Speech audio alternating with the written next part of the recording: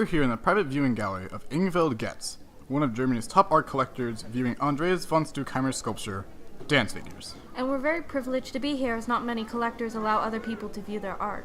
Right, but Getz is different.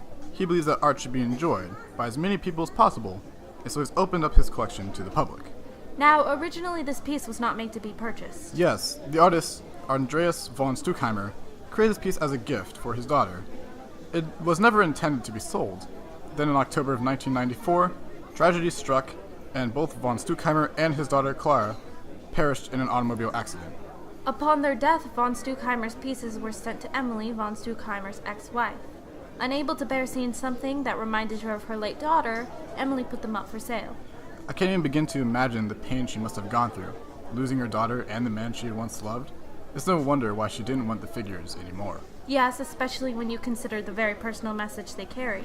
Von Stuckheimer made these two figurines at a time in his life when he was extremely depressed.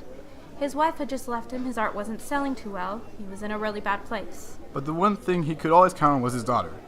We know from his journals that Clara was the only good thing in his life. And there is an interesting parallel between the style of this piece and von Stuckheimer's situation.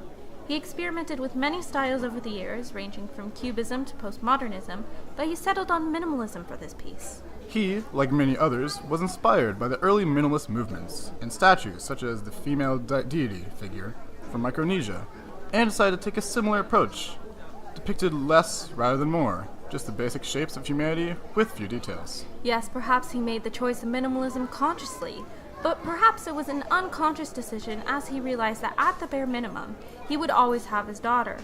He lacked everything except her, and so she was the very minimalist version of his life. He really did pour all of his love into this piece.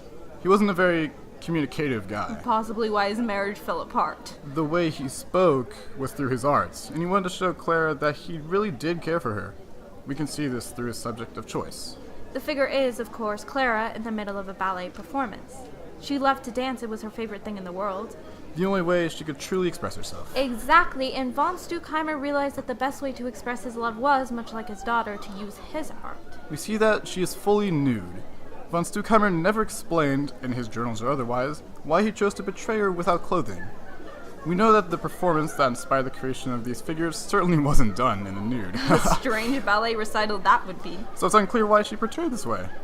At the time this was made public, rumors swirled about what the nudity might mean, sometimes even going to suggest that the reason for Emily and Andre's divorce was because he raped Clara, which is ridiculous. Yes, all evidence points to him being nothing more than a loving father, with perhaps a little too much love for the human body, which in and of itself isn't an uncommon thing in art. A far more widely accepted theory is that von Stuckheimer used nudity to make the piece more about her and less about her dancing.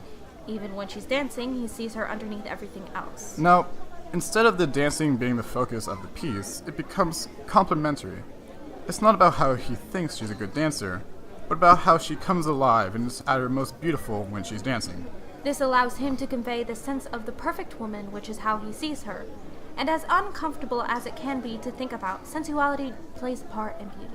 But he does a good job of not making the nudity a focus of the piece. Right, the sensuality is conveyed in other ways, the long limbs, the arched back. That, combined with the sort of strength that comes from the bronze and the square pedestal, to create a strong sense of a woman.